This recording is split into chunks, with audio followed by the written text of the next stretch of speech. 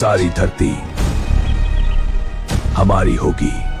The law of survival. ऊंचे पहाड़ों और धुंध से ढके घने जंगलों के बीच एक भेड़ियों का झुंड रहता था, जो बाकी झुंडों से अलग था, क्योंकि वे ताकत से नहीं बल्कि संतुलन से जीते थे, और वे प्रकृति को जीतने की नहीं, उसके साथ जीने की कला जानते थे। वे विशाल महागरुड़ों को पालते थे, आकाश के उन शक्तिशाली प्राणियों को जिनकी परछाई भर से धरती कांप उठे, और वे उन्हें गुलाम नहीं, परिवार मानते थे।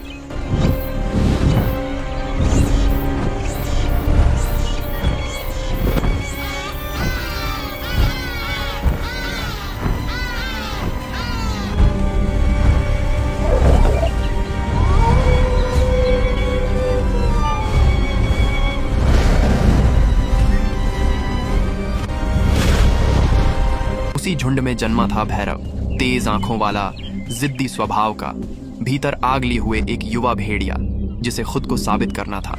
उनकी परंपरा आसान नहीं थी। जो भी महागरुड़ के घोंसले से अंडा लाकर सुरक्षित झुंड तक पहुंचा देता, वही सच्चा योद्धा कहलाता। और उस दिन भैरव ने ऊंची खतरनाक चट्टान पर चढ़कर अपनी किस्मत को चुनौती दी। घोंसले तक पहुंचते ही जब उसकी नजर उस अंडे पर पड़ी तो उसकी सांसों में गर्व भर गया, क्योंकि वह जानता था कि यह सिर्फ एक अंडा नहीं, उसकी पहचान है।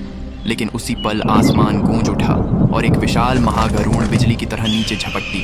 उसके पंजे मौत का ऐलान कर रहे थे, फिर भी भैरव पीछे नहीं हटा। वह बचा, वह लड़ा, और वह अंडा लेकर लौट आया।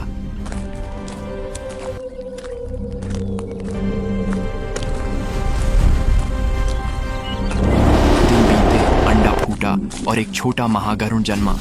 समय के साथ वह बढ़ता गया और भैरव उसके साथ आसमान में उड़ने लगा।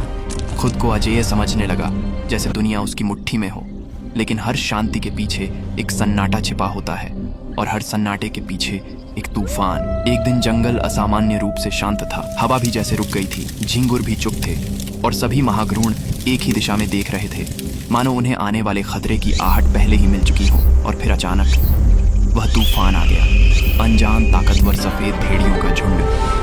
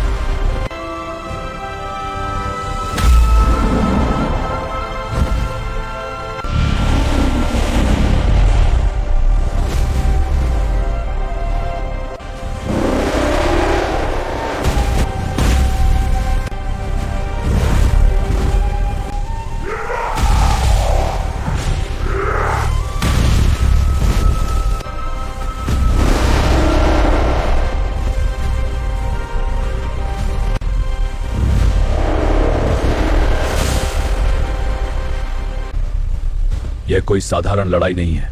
सफेद योद्धा पकड़ रहे हैं, मार नहीं।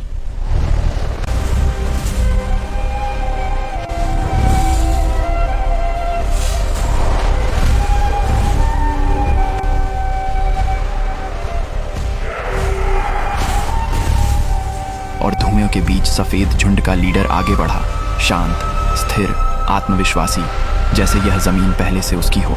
उसी पल भैरव की आंखों से भ्रम टूट गया और उसने समझ लिया कि आज सिर्फ उसका घर नहीं उजड़ा है, उसकी पूरी दुनिया छीन ली गई है। सुबह होने तक जंगल फिर शांत हो गया, लेकिन वह शांति अब भयावह थी, क्योंकि राख में बदला हुआ घर कभी पहले जैसा नहीं होता।